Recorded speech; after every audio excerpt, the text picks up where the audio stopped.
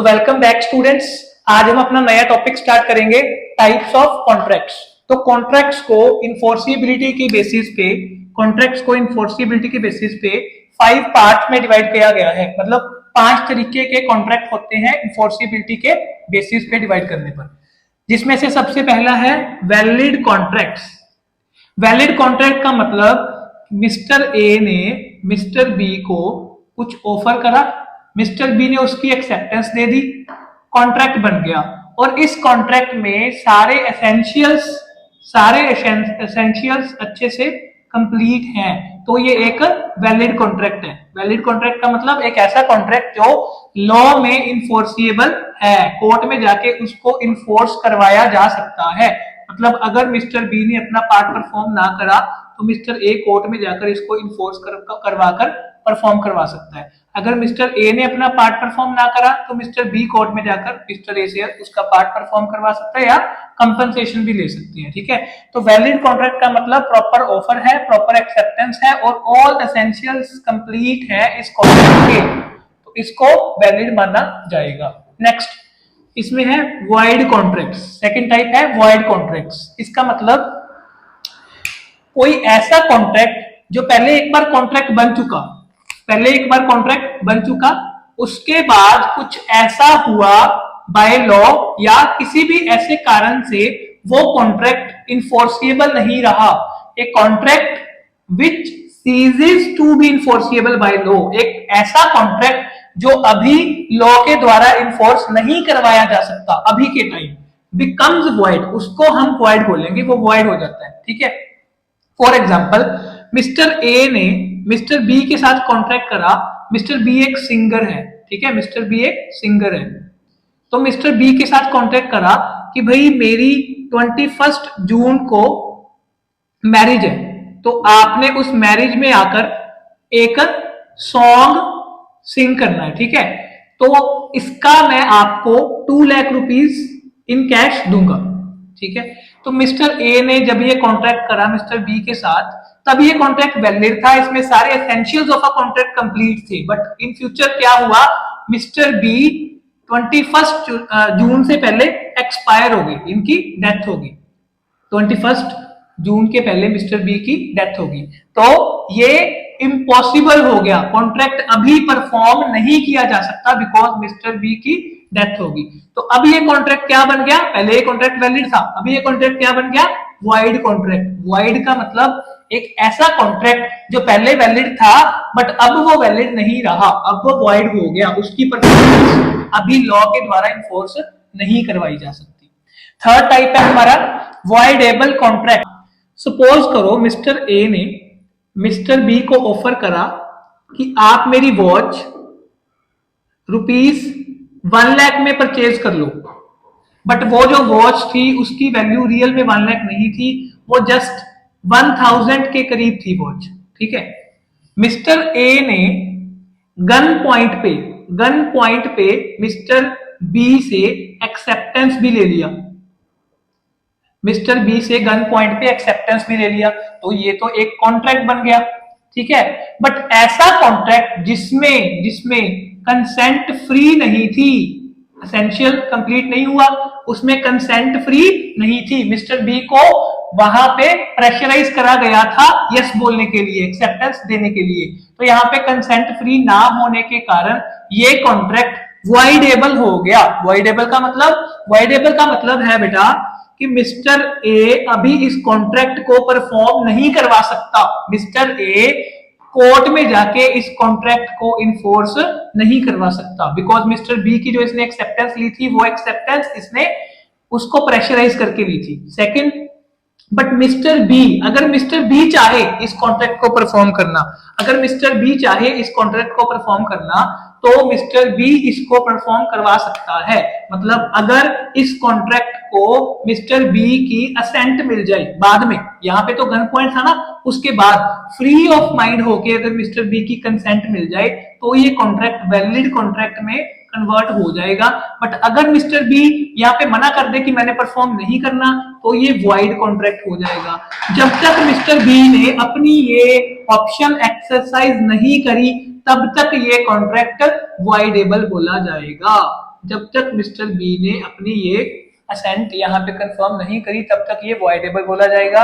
अगर mister B ने okay कर दिया तो ये वैलिड हो जाएगा, अगर नॉट ओके कर दिया तो वॉइड हो जाएगा। मिस्टर ए की यहाँ पे कोई पावर नहीं है बिकॉज मिस्टर बी की कंसेंट यहाँ पे फ्री नहीं थी, तो उसको ये लॉ ने बेनिफिट दे दिया।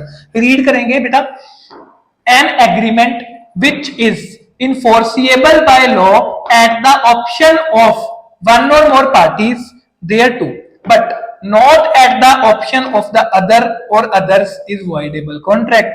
तो ऐसा एक एग्रीमेंट जो एक पार्टी या मोर देन पार्टीज, मतलब यहाँ पे अगर दो बंदों ने इकट्ठा इससे कॉन्ट्रैक्ट करा हो या यहाँ पे दो बंदे अवेलेबल हो, ठीक है, तो an agreement which is enforceable by law at the option of one or more parties thereto but not at the option of the other, मतलब एक पार्टी चाहे तो उसको इन्फोर्स करवा सकती है बट दूसरी चाह के भी उसको इन्फोर्स नहीं करवा सकती। बट जबकि वैलिड कॉन्ट्रैक्ट में क्या था, ये भी कोर्ट में जाके इसको इन्फोर्स करवा सकती है और ये भी कोर्ट में जाके इसको इन्फोर्स करवा सकती है। तो वॉइडेबल में सिर्फ एक पार्टी के पास पावर है, दूसरी पार्टी के पास पावर नहीं है।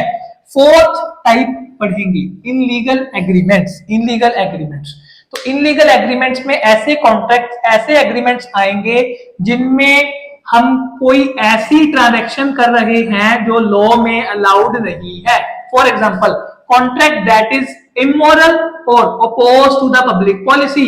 फॉर एग्जांपल, मिस्टर ए ने कॉन्ट्रैक्ट कर लिया एक चाइल्ड के साथ, या ये मानो कि मिस्टर ए ने कॉन्ट्रैक्ट कर लिया एक मिस्टर बी के साथ।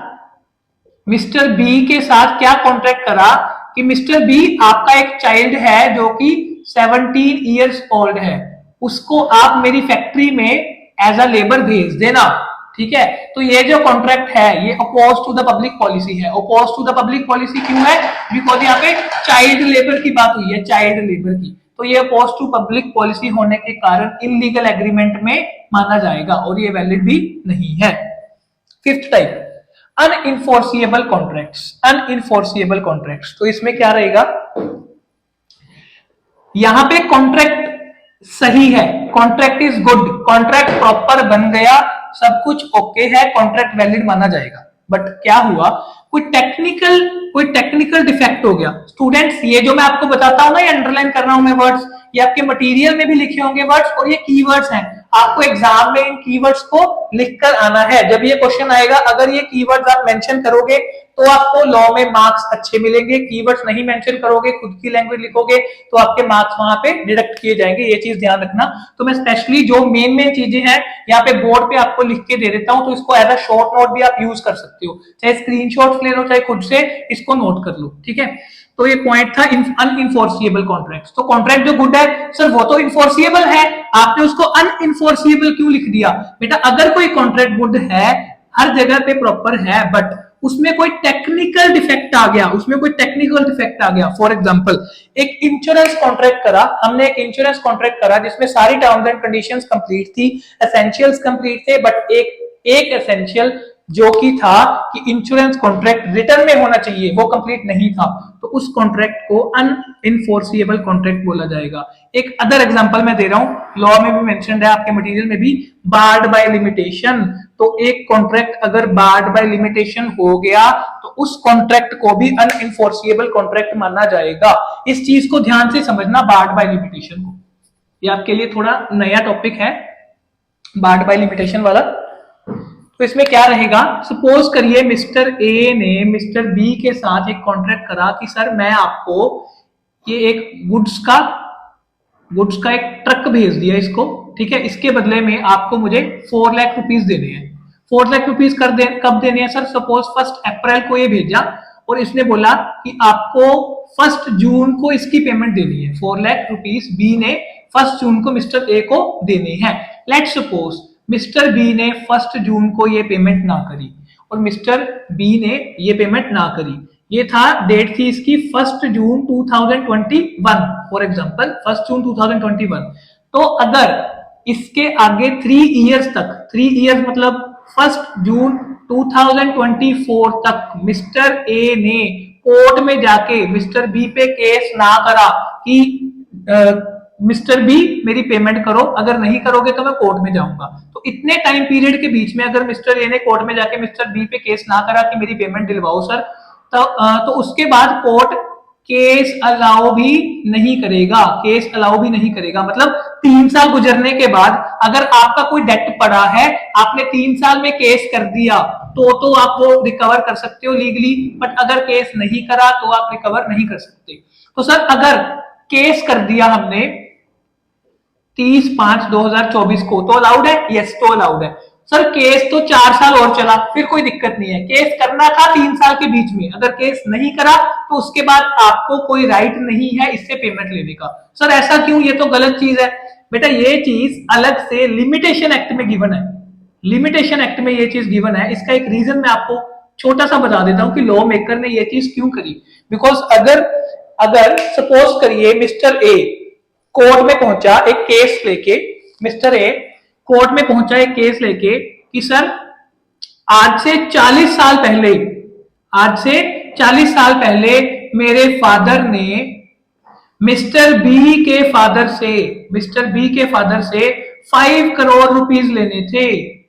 ठीक है, तो तब एक ट्रांजैक्शन हुई थी जिसमें मेरे फादर ने, मिस्टर ए ने बोला मेरे फादर ने मिस्टर बी के फादर से 5 करोड़ रुपीस लेने थे, तो अब आप मेरे को मिस्टर बी से दिलवाओ भी, मिस्टर बी से दिलवाओ। मिस्टर बी के फादर तो एक्सपायर हो गए, मेरे फादर भी एक्सपायर हो गए, तो अब क्या करो, आप मेरे को बी से दिलवाओ। तो क्या प्रैक्टिकली ये कोर्ट के लिए पॉसिबल है कि 40 साल पीछे जाके फैक्ट्स को देखा जा सके और सॉल्व किया जा सके? प्रैक्टिकली ये चीज पॉसिबल बेटा नहीं है। तो लॉ ने यहाँ पे एक कैप लगा दिया कि 3 सालों में केस कर दिया तो भी ये मान लेंगे कि प्रैक्टिकली इसको प्रूव कर लेंगे, या हम भी फैक्ट ऑफ द केस देख लेंगे। अगर 3 साल में आपने केस नहीं करा तो हम मानेंगे कि आपने उससे कोई सेटलमेंट कर ली या आपने पेमेंट उससे नहीं लेनी, तो उसके बाद आपको पेमेंट लेनी अलाउड भी नहीं है। तो मतलब अनइनफोर्सिएबल कॉन्ट्रैक्ट में एक एग्जांपल है बार्ड बाय लिमिटेशन। अगर लिमिटेशन के कारण कोई कॉन्ट्रैक्ट बार्ड हो गया, बात लगा दी लिमिटेशन एक्ट ने, तो वो भी फिर अनइनफोर्सिएबल हो जाएगा, उसको इनफोर्स लॉ में नहीं करवाया। तो ओके स्टूडेंट्स, मिलते हैं नेक्स्ट क्लास में नए टॉपिक के साथ।